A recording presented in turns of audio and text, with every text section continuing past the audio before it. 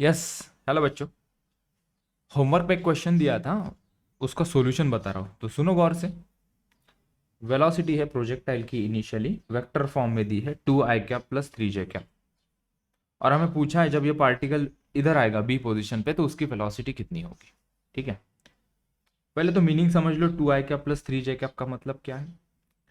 2i cap मतलब 2 metre पर second, x direction में उसकी वेलोसिटी होगी एट पॉइंट ए।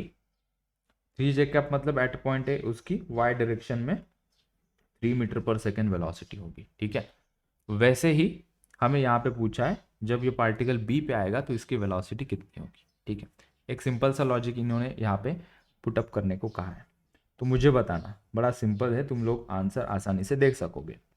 अगर मैं कहता हूँ, हमने वन डायरेक्शनल मोशन में जैसे देखा था, 1D मोशन में हमने देखा था, फॉर एग्जाम्पल कोई पार्टिकल है, इस पार्टिकल को हम ऊपर फेंकते हैं। ठीक है, और फिर ऊपर जाके वो नीचे आता है किसी एक इंस्टेंट पे। यहाँ पे जब ये इंस्टेंट पे ए पे और ये बी पे, अगर मैं कहूँ ए पे इसकी वेलोसिटी है, कुछ नंबर मान लेते हैं, लेट्स से 3 मीटर पर सेकेंड, तो बी पे उसके जब नीचे जाएगा तब वेलोसिटी कितनी होगी, क्या कहोगे। जब वो बी पे नीचे जाते वक्त -3 मीटर पर सेकेंड, क्योंकि ये ऊपर की दिशा में 3 मीटर पर सेकेंड था, ये नीचे की दिशा में -3 मीटर पर सेकेंड है। ठीक है, मतलब सेम पॉइंट पे आता है तो वेलोसिटी सेम होती है, बस फर्क इतना ही, एक ऊपर जाते वक्त और एक नीचे जाते वक्त है, तो एक प्लस होगी एक माइनस होगी। ठीक है, ऑल राइट। वैसे ही प्रोजेक्टाइल मोशन में है, कोई अंतर नहीं। ये प्रोजेक्टाइल मोशन, ये पाथ हम दिखा देते, कोई पार्टिकल को हमने थ्रो किया। ठीक है, अगर मैं कहता हूं यहाँ पे एक पॉइंट है ए, उसकी वेलोसिटी इस डायरेक्शन में है, अगर मैं कुछ नंबर ले लूँ। ठीक है, जैसे कि मैं ले लेता हूँ 10i cap plus 7j cap, कोई रैंडमली हम यहाँ पे वेलोसिटी उसकी डिफाइन करते हैं, वेलोसिटी एट ए पॉइंट। ध्यान देना यहाँ से। ठीक है, ए पे वेलोसिटी कैसे ड्रॉ करते हैं, मैं थोड़ा ठीक से टेंजेंट ड्रॉ कर देता हूँ। मुझे ए पे वेलोसिटी दिखानी, तो ए की वेलोसिटी कैसी होगी, इसको हम टेंजेंट ड्रॉ करेंगे। यहाँ पे हमने टेंजेंट ड्रॉ किया। ठीक है, this is the velocity at particle A, 10i cap plus 7j cap.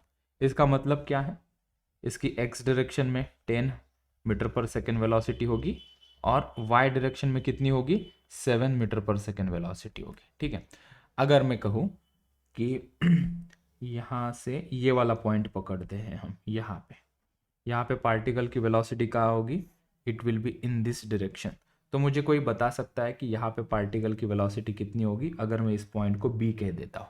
ठीक है, कोशिश करो, तुम लोगों को आ ही जाएगा। अभी हमने देखा इस पॉइंट को पकड़ो, ए और बी एग्जैक्टली सेम लेवल पे वेलोसिटी सेम होती है, बस डायरेक्शन यहाँ पे नीचे था तो तुम लोगों ने माइनस कहा, ऊपर जा रहा था तो प्लस कहा। वैसे ही यहाँ पे क्या कहोगे, थोड़ा सा सोचो, स्ट्रेस दो दिमाग के ऊपर। -7j कैप, तो एक्स कंपोनेंट। एक चीज हिंट दूं क्या, एक हिंट दूं क्या, किसी भी इंस्टेंट पे हॉरिजॉन्टल डायरेक्शन की वेलोसिटी सेम होती है और वो उतनी ही रहेगी डायरेक्शन में भी। अच्छा, दूसरी हिंट पकड़ो। ठीक है, दूसरी हिंट पकड़ो, इसका कंपोनेंट मैं निकालूंगा तो एक्स कंपोनेंट इधर आएगा और वाई कंपोनेंट कहाँ आएगा, नीचे आएगा। अभी बता सकते हो ये कंपोनेंट को कितना लिखना चाहिए मैंने। हाँ हाँ हाँ हाँ हाँ हाँ, यस। बस इधर क्या था, 7j कैप था, बी पे क्या आ जाएगा, वाई कंपोनेंट में -7j कैप। आई कैप दोनों का सेम रहेगा क्योंकि हॉरिजॉन्टल में आगे की तरफ है दोनों का एक्स कंपोनेंट। कंपोनेंट तो निकालना आता ही है ना हमें, अभी किसी वेक्टर के दो टुकड़े करना परपेंडिकुलर हिस्सों में। जैसे ही हमें बी पे देखा, हमने बी पे हमने दो उसके परपेंडिकुलर कंपोनेंट्स बनाए, रिजल्टेंट हमेशा बीच में आता है। ठीक है, तो इसकी वेलोसिटी क्या लिखूंगा मैं, velocity at B, what should I write, 10i cap 7j cap. ठीक है, तो एग्जैक्टली उसके सामने ये ऊपर जा रही थी, यहाँ पे ये नीचे जा रही थी, एग्जैक्टली सामने है ना इसके, तो हम लिख सकते हैं इसकी भी वेलोसिटी इतनी होगी, मैग्नीट्यूड वाइज 10, मैग्नीट्यूड वाइज 7। बस वाई कंपोनेंट में अंदर क्या आ रहा है, ये ऊपर जा रहा था ये नीचे जा रहा था, तो y कंपोनेंट इसका ऊपर था, इसका y कंपोनेंट नीचे। तो अब इसका आंसर बताओ मुझे। ए पे इसकी वेलोसिटी है 2i क्या प्लस 3j क्या, बी पे कितनी होगी?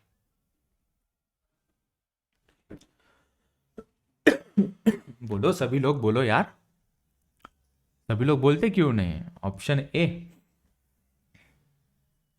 तो यहाँ पे इसके दो कंपोनेंट्स हम ऐसे ड्रॉ करेंगे, राइट? ये एग्जैक्टली उसके सामने है क्या? ए और बी पॉइंट दोनों ग्राउंड लेवल पे, सेम हॉरिजॉन्टल लेवल पे है, ठीक है। ये कंपोनेंट कितना है ए का, अगर मैं बताऊँ यहाँ पे ए का ये कंपोनेंट कितना है, दिस इज 2i कैप, और ये क्या है 3j कैप।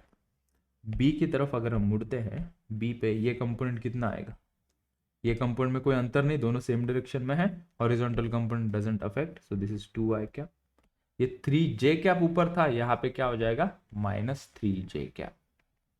तो velocity at B, can I say now 2i cap -3j cap. ये किसी कॉम्पिटिटिव एग्जाम में आया था, नीट या जेडब्ल्यू के अंदर, हमने सक्सेसफुली उसे सॉल्व किया। तो ये कंपोनेंट फॉर्म कैसे सॉल्व करते हैं ये कभी लोग भूलेंगे नहीं अभी, ठीक है? क्लियर है ये? जोरदार शानदार रिप्लाई करो। वरद, श्रद्धा, डिम्पल, मानस, नंदिनी, ओम, परी, पार्थ, प्रशांत, राधिका। नाम लेकर भी तुम लोग अभी शॉक देना चाहिए क्या? ऐसे इलेक्ट्रिक चेयर चाहिए वहां पे सब लोगों को बैठना चाहिए। जिसने यस नहीं कहा ना, ऐसे शॉक दूंगा मैं आज, शॉक लगेगा। चलो फिर और 10 क्वेश्चन करने हैं, ये तो इस क्वेश्चन की बात हुई, ठीक है? अच्छे से लगाना ये क्वेश्चन। इसके पहले भी बहुत सारे क्वेश्चन मैंने प्रैक्टिस करवाए हैं, और क्वेश्चन हम यहाँ पे करते हैं। मैं और एक पेज साइड में क्रिएट कर देता हूँ, एक एक क्वेश्चन हम उठाते हैं। So it's better I take this question like that. Copy करता हूँ, यहाँ पे पेस्ट, ठीक है? ये क्वेश्चन है, a projectile fired with initial velocity u at some angle theta has a range r. If the initial velocity be doubled at some angle of projection at the same angle of projection, then the range will be. ऐसा पूछा है हमें, देखो क्या कर सकते हो, solve करो। इस क्वेश्चन में पहला क्वेश्चन ये देखा, रेंज का मुझे फॉर्मूला बताओ। सबसे पहले रेंज का क्या फॉर्मूला है?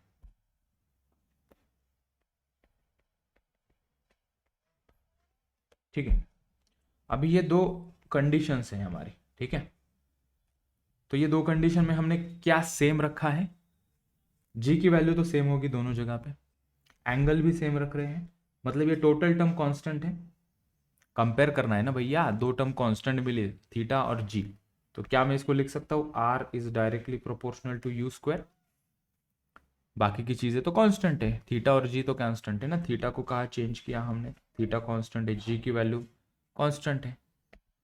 तो क्या ना, इससे अगर मैं इसको R1 लिख दूं और इसको मैं अभी R2 लिख देता हूँ, क्या ना, इसे R1 by R2 is equals to U1 square by U2 square.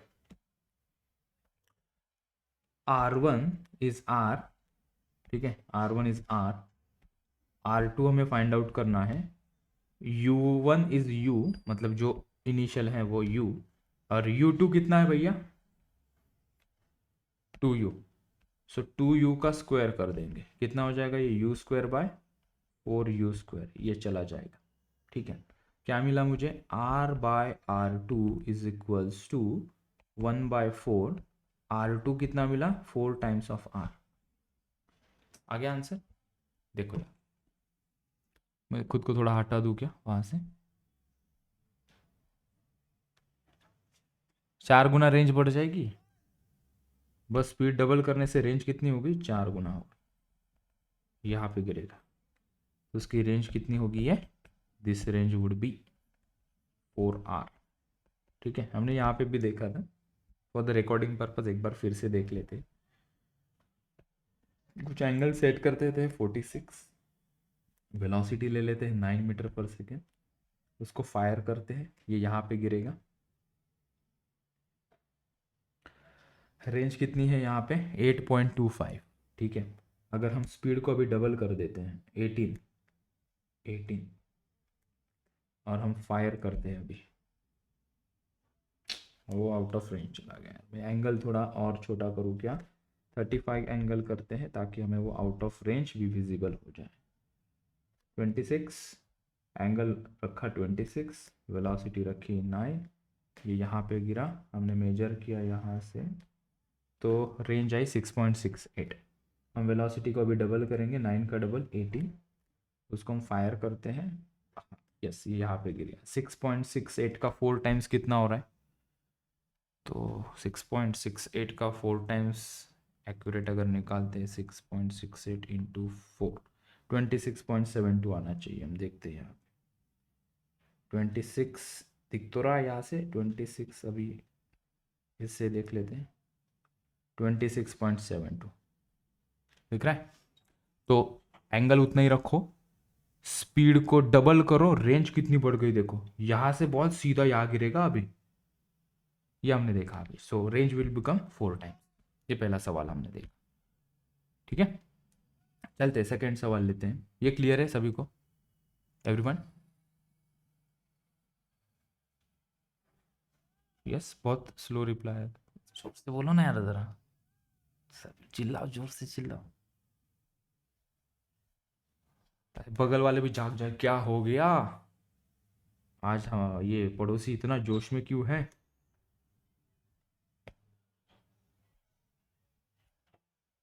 Second सवाल, चलो ट्राई मारो इस क्वेश्चन को, ट्राई मारो, स्क्रीन को मत फोड़ना, ट्राई मारो बोल के है। पहले इनिशियल वेलोसिटी u थी, थीटा एंगल पे फेंका गया, इसकी हाइट h, अगर इसकी इनिशियल वेलोसिटी हम डबल कर देंगे तो हाइट के बारे में पूछा है। रेंज तो 4 गुना हो जाएगी, उसमें तो कोई डाउट नहीं अभी किसी को, क्योंकि लास्ट क्वेश्चन में हमने वो देखा, ठीक है।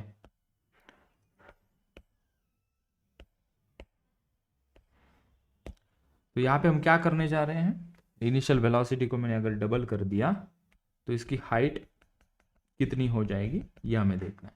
फॉर्मूला बताओ, हाइट का क्या फॉर्मूला होता है?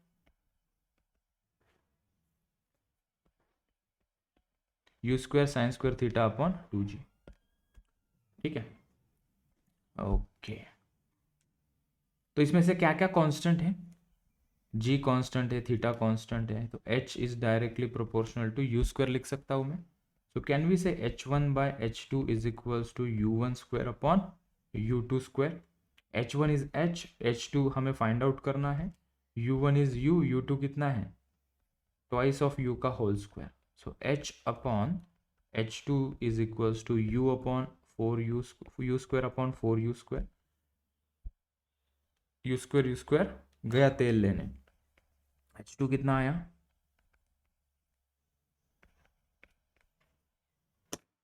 4 गुना, हाइट भी 4 गुना बढ़ रही है, चेक करते हैं।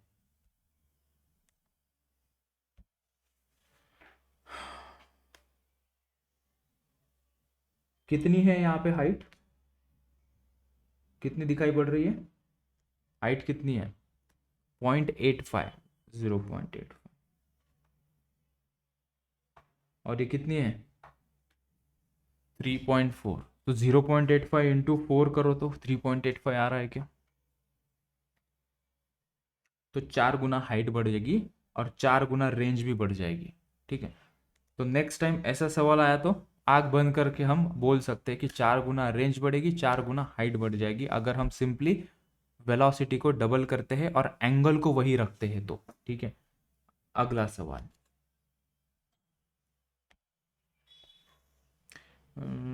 टोटल एनर्जी, इसको ले ही लेते, चल मोमेंटम का इंट्रोडक्शन भी हो जाएगा।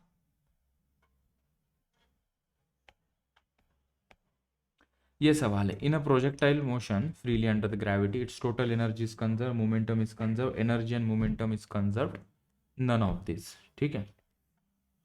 इस क्वेश्चन को ट्राई करो, बताओ मुझे क्या लगता है, गट फीलिंग्स क्या कहती है, कॉन्सेप्चुअली तुम्हें ये पता है या नहीं वो भी चेक हो जाएगा। प्रोजेक्टाइल मोशन में टोटल एनर्जी कंजर्व होती है, मोमेंटम कंजर्व होता है, energy and momentum both are conserved, none is conserved, क्या है इसका? ठीक है, तो कंजर्व्ड का मतलब क्या है, उसके बाद टोटल एनर्जी का मतलब क्या है, मोमेंटम का मतलब क्या है, देखते हैं किसी को आता है या नहीं।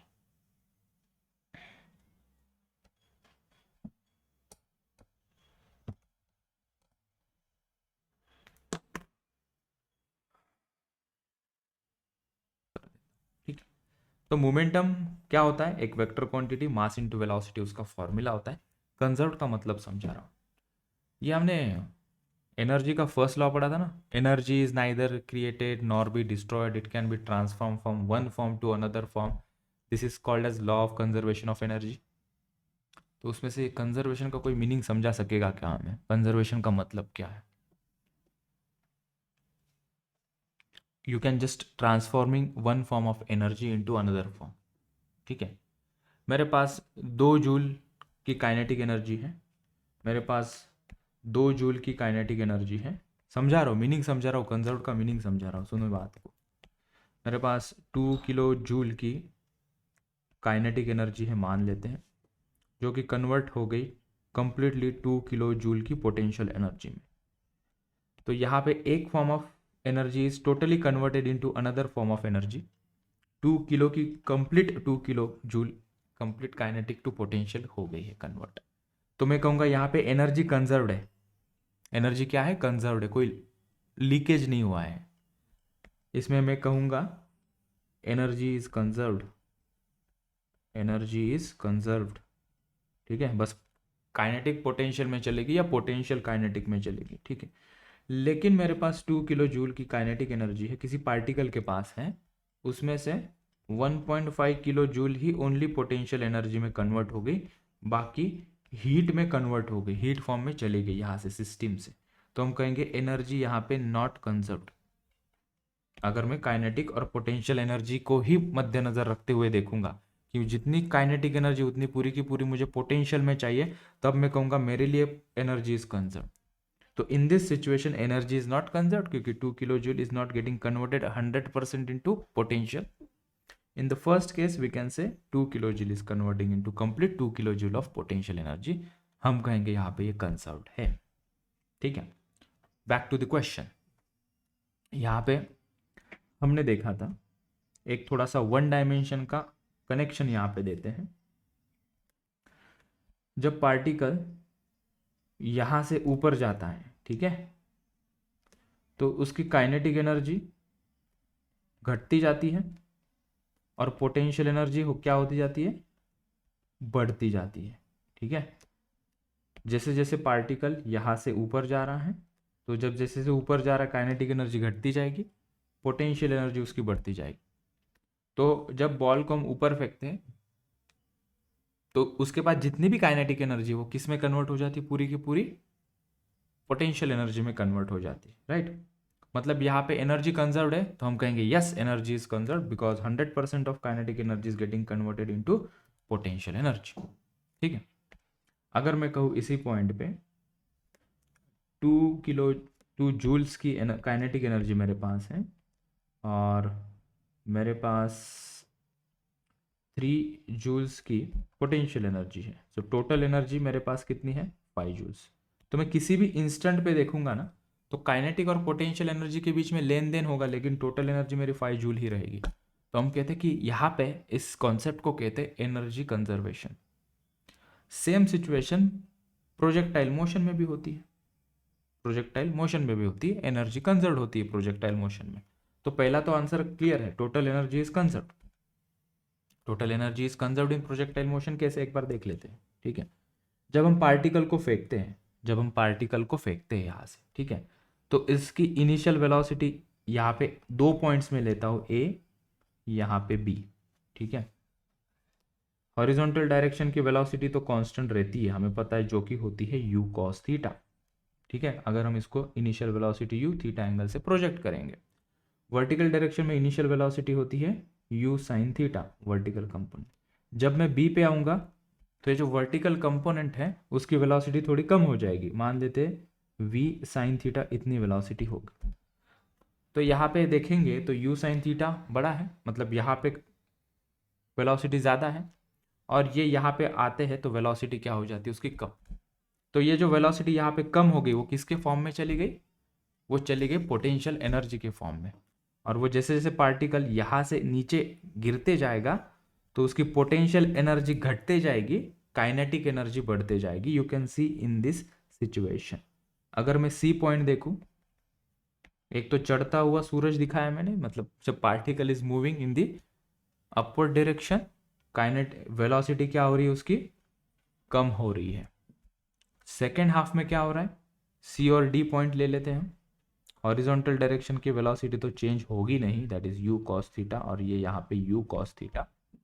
वर्टिकल डायरेक्शन में यहाँ पे मान लेते हैं कि यहाँ पे है यू डैश साइन थीटा, यहाँ पे वी डैश साइन थीटा। तो मैं देखूंगा या मैं पूछता हूँ बच्चों, ये कंपोनेंट ऑफ वेलोसिटी बड़ा होगा या ये कंपोनेंट ऑफ वेलोसिटी बड़ा होगा। सी पे डाउनवर्ड डायरेक्शन की वेलोसिटी बड़ी होगी या डी पे डाउनवर्ड डायरेक्शन की वेलोसिटी बड़ी होगी, डी पे ज़्यादा होगी, राइट। क्योंकि जब वो नीचे नीचे आते जाएगा, लॉजिकली भी देखो ना, और फास्ट नीचे आएगा, जब नीचे नीचे आते जाएगा उसकी डाउनवर्ड डायरेक्शन में वेलोसिटी बढ़ती जाएगी। इसका मतलब है कि नीचे आते वक्त उसके पास जो पोटेंशियल एनर्जी यहाँ से उसने कमाई थी वो अभी पूरी की पूरी किस में ट्रांसफॉर्म हो रही है, काइनेटिक एनर्जी में, ठीक है। और यहाँ पे ज़्यादा काइनेटिक एनर्जी थी, कम पोटेंशियल एनर्जी थी, और यहाँ से यहाँ नीचे आ रहे तो कम पोटेंशियल एनर्जी है, और नीचे आते आते आते देखेंगे तो ज़्यादा काइनेटिक एनर्जी। लेकिन काइनेटिक प्लस पोटेंशियल इन दोनों का सम देखेंगे तो वो इक्वली आएगा हर जगह पे। तो हम यहाँ पे कह सकते हैं in projectile motion total energy is conserved. Second वाला जो है ना, मोमेंटम इज नॉट कंजर्व्ड।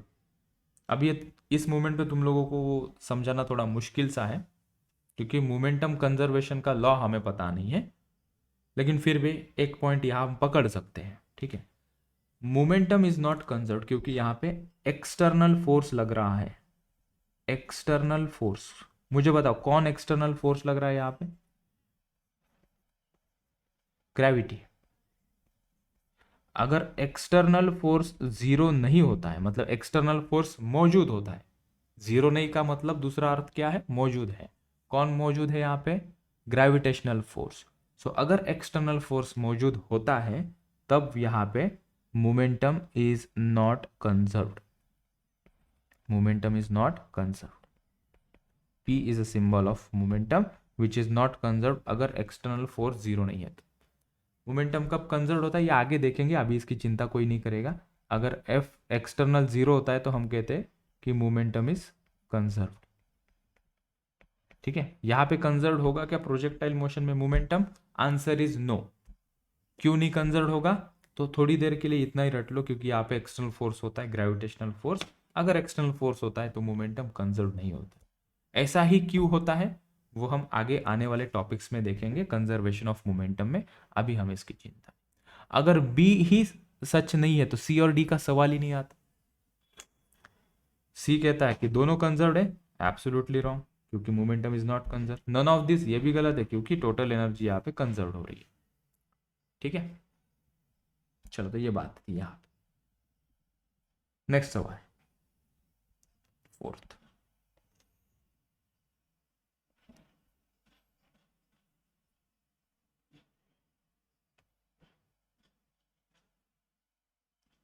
इसको ट्राई करो, ट्राई दिस क्वेश्चन। सीधा किसने किसने बताया, मैं आवाज पहचान नहीं पाया, एक बार फिर से किसने बताया, वरद ने। सही कहा, सही पहचान। सीधा ऊपर फेंकोगे वो नीचे आ जाएगा सीधा, तो रेंज सबसे मिनिमम उसी को होगी ना। एक सिचुएशन तो 180 की समझ में नहीं आई होगी, आई अंडरस्टैंड। 0 डिग्री मतलब कहाँ पे, मेरे पास एक कैनन है, यहाँ से गोली फेंक रहा हूँ, ये यहाँ पे गया मतलब ये 0 डिग्री पे गया, ठीक है। 180 डिग्री क्या होगा, इधर पीछे 180 डिग्री पार्टिकल मैंने यहाँ पे फेंका, ठीक है। सो 180 डिग्री 0 डिग्री हम समझ गए। 60 डिग्री ये यहाँ पे कुछ ऐसा जाएगा, ये 60 डिग्री। तीसरा कौन सा दिया, 75 डिग्री। 75 डिग्री के लिए कुछ ऐसी रेंज होगी। 90 डिग्री ऊपर जाएगा, ऊपर से सीधा नीचे आ जाएगा। तो जिस पोजीशन से निकला था उसी पोजीशन पे आ गया, तो इसका टोटल डिस्प्लेसमेंट कितना हो गया? जीरो। डिस्प्लेसमेंट जीरो मतलब रेंज क्या हो गई? जीरो। देख सकते हैं हम यहाँ पे।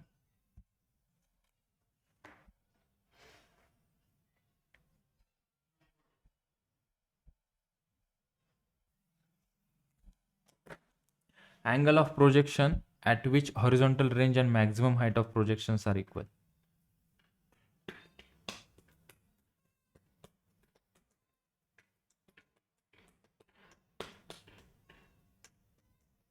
क्या रिलेशन है रे हमारे पास बच्चों? क्या रिलेशन है हाइट और रेंज का? हाँ हाँ, good. R is equals to 4h cot theta. ठीक है, क्या बोला है यहाँ पे? Horizontal range and maximum height कैसी है? इक्वल है, मतलब R is equals to h। तो R की जगह पे h लिख दो। h is equals to 4h cot theta. h cut हो गया, ठीक है। So 1 is equals to 4 cot theta. यहां तक लाके छोड़ा है मैंने, इसमें से कौन सा सही होगा? इसको कंप्लीट करो।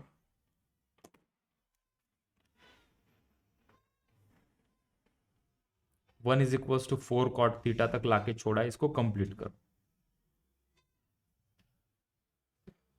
चारों में से कौन सा सही होगा अभी बता।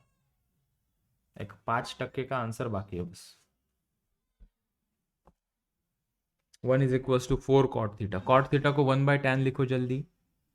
1/tan लिखो, cot थीटा को 1/tan लिखो बच्चों। और बताओ चारों में से कौन सा आंसर तुम्हें दिख रहा है? आयुष आया क्या बेटा? तुम लोगों के साबुन स्लो लग रहे हैं मेरे को काफी आज। वो ऐड नहीं क्या? वो क्या कहते हैं, चिंटू तेरा साबुन स्लो है क्या? ऐसे हाथ धोते ही रहता है, धोते ही रहता है। वैसे मैं तुमको पूछते रहता हूँ आया क्या, अभी आया क्या वहां से? क्या? ऐसे नींद में लग रहे हो मुझे तुम लोग, ऐसा परसेप्शन बना लिया मैंने। 1 is equals to 4 cot theta तक आंसर लाया है। किसी ने एग्जाम में तुम्हें यहां तक आंसर ला के दिया और बोला कि चल अभी इसके आगे तू कर। प्रशांत बोल रहा है 45 डिग्री। ओके, चल इतना भी बता दिया कि ए आंसर नहीं है।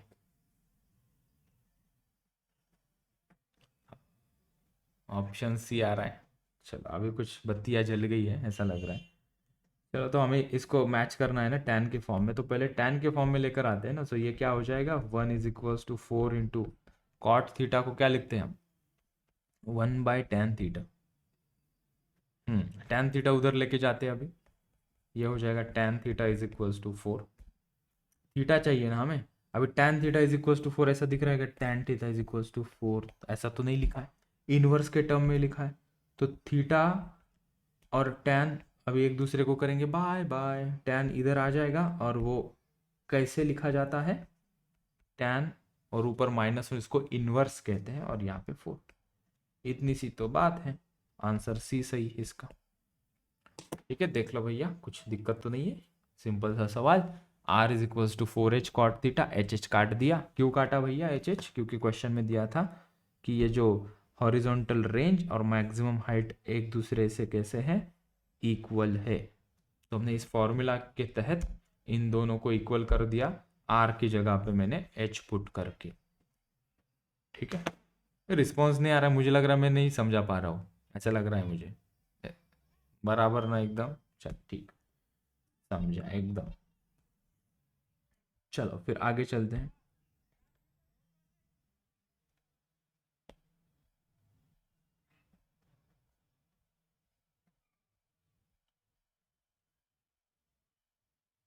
तो एकदम बढ़िया बढ़िया से सवाल कर रहे हैं हम, उसमें से एक ये क्वेश्चन। ठीक, A ball is thrown upward and it returned to the ground describing a parabolic path। अच्छी बात है, बहुत बढ़िया, मुबारक हो। Which of the following remains constant? इन चारों में से कौन सा कांस्टेंट रहेगा? पैराबोलिक पाथ कर रहा है मतलब, अरे वाह पकड़ लिया, गुड। बाकी लोग भी पकड़ो, सही जवाब की गाड़ी को पकड़ो। अहमदाबाद, बॉम्बे, चेन्नई, दिल्ली, कौन से गाड़ी में बैठोगे बेटा? स्टेशन पे बैठना अलाउड नहीं है, कोई एक गाड़ी पे बैठना पड़ेगा। पैराबोलिक पाथ मतलब प्रोजेक्टाइल मोशन पैराबोलिक पाथ लेता है, पैराबोलिक पाथ होता है ये। कोई पूछेगा पैराबोलिक ही क्यों, नेक्स्ट लेक्चर में इसका ही डिस्कशन हो वाला है, इक्वेशन ऑफ ट्रैजेक्टरी के अंदर, ठीक है। पैराबोलिक पाथ आया रे आया समझ लेना, है प्रोजेक्टाइल मोशन है, ठीक है। अच्छा, तो ये बात समझ में है कि ये प्रोजेक्टाइल मोशन है। इन चारों में से प्रोजेक्टाइल मोशन के रिगार्डिंग क्या सच होता है, ये देखा है हमने। नीचे से शुरुआत करते, कोई भी 3-4 पॉइंट्स ले लेते, ए बी, यह सी, यह D, A B C D, ठीक है। तो यहाँ पे हम 2 कंपोनेंट्स बना लेते हैं, इनके परपेंडिकुलर कंपोनेंट्स। हमने देखा था हमेशा हॉरिजॉन्टल कंपोनेंट कांस्टेंट ही आता है, बहुत बार मैंने रिपीट करवाया था ये चीज़, ठीक है। क्यों कांस्टेंट आता है, इसका कोई रीज़न मुझे बता सकेगा, करेक्ट सही सही reason, why horizontal component everywhere throughout the projectile motion remains constant, ये क्यों कांस्टेंट रहता है हॉरिजॉन्टल कंपोनेंट हमेशा? क्योंकि नहीं, और ट्राई मारो चलो। हॉरिजॉन्टल डायरेक्शन में उसको कोई खींच रहा है क्या, कोई फोर्स है क्या हॉरिजॉन्टल डायरेक्शन में, या ग्रेविटी लग रही है क्या हॉरिजॉन्टल डायरेक्शन में? हॉरिजॉन्टल डायरेक्शन में ना कोई ग्रेविटी है ना कोई फोर्स है, तो जब तक कोई फोर्स नहीं लगता तब तक वेलोसिटी कांस्टेंट होती है ना। तो हॉरिजॉन्टल डायरेक्शन में कोई फोर्स नहीं है, वेलोसिटी कांस्टेंट। वर्टिकल डायरेक्शन में, वर्टिकल डायरेक्शन की वेलोसिटी डिक्रीज हो रही है जब बॉल ऊपर जा रहा है, देख सकते हो ना यहाँ पे, ये यहाँ से थोड़ी कम हो गई, टॉप पोजीशन पे 0 हो गई। टॉप पोजीशन पे कितनी होती है वेलोसिटी वर्टिकल डायरेक्शन में? 0, और हॉरिजॉन्टल डायरेक्शन में u cos थीटा। और जब ऊपर से जब पार्टिकल नीचे आता है तो हॉरिजॉन्टल डायरेक्शन की वेलोसिटी कांस्टेंट, वर्टिकल डायरेक्शन की वेलोसिटी बढ़ते जाती है, ठीक है। ठीक, ये बात समझ में आई। तो vertical component of velocity constant होता है क्या, हमने काट दिया, नहीं। Horizontal component of velocity constant होता है क्या, हाँ कांस्टेंट होता है। फिर बी के ऊपर आओ, B speed of ball, speed of ball constant होती है क्या? नहीं, कैसे दिखाऊंगे लेकिन speed of ball, speed of ball मतलब वो ये कहना चाहते हैं जो एक्चुअल गाड़ी की स्पीड है या बॉल की स्पीड है, ये यू है, यहाँ पे यू डैश होगी, यहाँ पे यू डबल डैश, यहाँ पे यू ट्रिपल डैश, जो एक्चुअल पार्टिकल की स्पीड होगी वो तो चेंज हो रही है हर एक मोमेंट पे, ठीक है। यहाँ पे सबसे ज्यादा थी, कम कम कम कम कम बहुत कम हो गई, बढ़ते बढ़ते बढ़ते बहुत ज्यादा हो गई। और इसी के 2 कंपोनेंट हमने किए, बात समझ रहे हो ना, कंपोनेंट और एक्चुअल वेलोसिटी में अंतर। तो स्पीड ऑफ बॉल कांस्टेंट है क्या, हमने कहा नहीं, वो वेरी कर रही है, यहाँ पे अलग है, यहाँ पे यहाँ पे यहाँ पे अलग, ठीक है। तो अगर स्पीड अलग है तो काइनेटिक एनर्जी भी कैसे कांस्टेंट हो सकती है? काइनेटिक एनर्जी का फॉर्मूला क्या होता है, हाफ एम यू स्क्वायर। यहाँ पे यहाँ पे यहाँ पे काइनेटिक एनर्जी देखोगे, excuse me, kinetic energy change, vertical direction of velocity changes, speed of ball which is changes, कौन सा कांस्टेंट रहता है? Horizontal component of velocity. बोलो जय माता दी, क्लियर है ये सवाल? यस। नेक्स्ट सवाल, ये 7th सवाल यहां से उठाया हमने।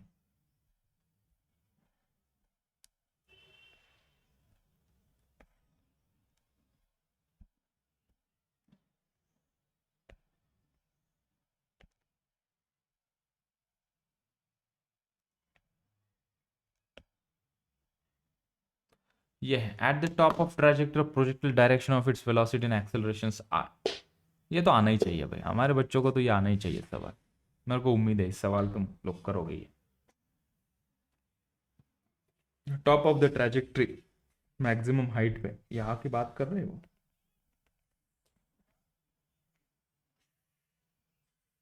यहाँ पे वेलोसिटी एंड एक्सेलरेशन का डायरेक्शन पूछे, एक दूसरे को कैसे है, बस इतने सवाल लगा लोगे तो ये टॉपिक तो तुम पूरा समझ जाओगे। जितने भी मैंने अभी तक सवाल किए हैं, करवाए हैं, उसकी प्रैक्टिस करोगे पूरा टॉपिक समझ जाओगे। टॉप पोजीशन पे आई एम हेल्पिंग यू। चलो बच्चों, टॉप पोजीशन पे वर्टिकल कंपोनेंट ऑफ वेलोसिटी कितना, वर्टिकल कंपोनेंट कितना, टॉप पोजीशन पे वर्टिकल कंपोनेंट ऑफ वेलोसिटी क्या होती है, पैरेलल टू ईच अदर। मेरे सवाल का जवाब दो। टॉप पोजीशन पे वेलोसिटी वर्टिकल कंपोनेंट कितना, 0। तो टॉप पोजीशन पे एक ही कंपोनेंट मौजूद होता है, वो कौन सा होता है, हॉरिजॉन्टल, वो कितना होता है, u cos theta. So total velocity top position में कौन सी डायरेक्शन में होगी, यही डायरेक्शन में, y डायरेक्शन में, तो वो 0 है ना टॉप पोजीशन पे। यहाँ से ऐसे आए चुचुक चुचुक चुचुक चुचुक, वर्टिकल की वेलोसिटी 0 यार। एक्सेलरेशन कहाँ होता है, कहाँ होता है इस प्रकार के मोशन में, एक ही जगह पे। कौन खींचता है इनको, ग्रेविटी। किसी भी इंस्टेंट पे देखो ग्रेविटी नीचे ही लग रही है ना, किसी भी इंस्टेंट पे हम देखेंगे ग्रेविटी कहाँ लग रही है बेटा, नीचे की तरफ। कोई है क्या यहाँ पे जिसके लिए ग्रेविटी ऊपर है, ग्रेविटी ऊपर होती तो मेरे बाल ऐसे ऊपर हो जाते थे सभी, ठीक है। तो मुझे बताओ, ग्रेविटी नीचे टॉप पोजीशन की बात कर रही है, ठीक है, बाकी कचरा हटा देते हैं हम यहाँ से। टॉप पोजीशन में ग्रेविटी नीचे और वेलोसिटी इधर, इनके बीच में एंगल कितना, 90 degree, perpendicular to each other. तो इसलिए इसका आंसर ए सही है, ठीक है। वेलोसिटी इधर, एक्सेलरेशन इधर, इनके बीच में एंगल ये, ठीक है। This is velocity, this is your acceleration, angle दोनों के बीच में 90 डिग्री, 90 डिग्री माने परपेंडिकुलर टू ईच अदर, ठीक।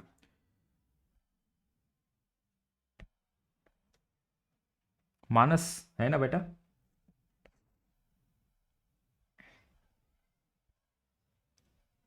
नहीं तो चला जाता है वो बीच में। Try this question.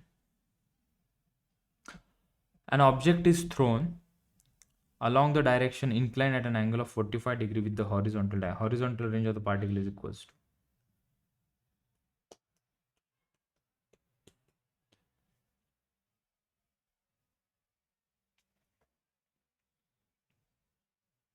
Forty degree पे भेजा है पार्टिकल को,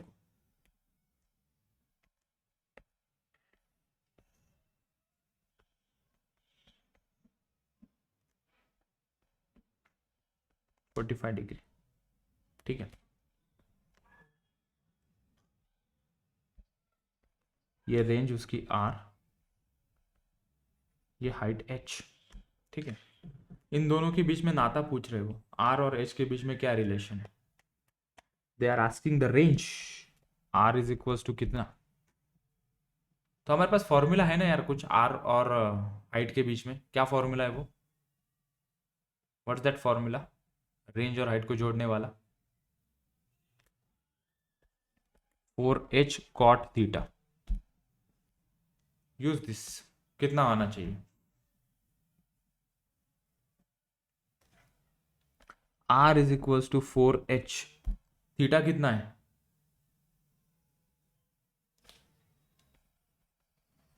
cot 45 कितना होता है, 1। So r is equals to 4h। तो रेंज कितनी है, हाइट के 4 गुना। The horizontal range of the particle is 4 times the vertical height, ये देखा यहां से, ठीक है। तो हाइट अगर 10 मीटर तो रेंज कितनी होगी, 40 मीटर, ठीक है। तो ऐसे सवाल आएंगे, ठीक है, right. And 9th and 10th question I am living you as a homework. कल एग्जाम रहेगी, एग्जाम 4 बजे से 2 बजे से 11 बजे के बीच में रहेगी। तो कल के एग्जाम के लिए सभी को बेस्ट ऑफ लक।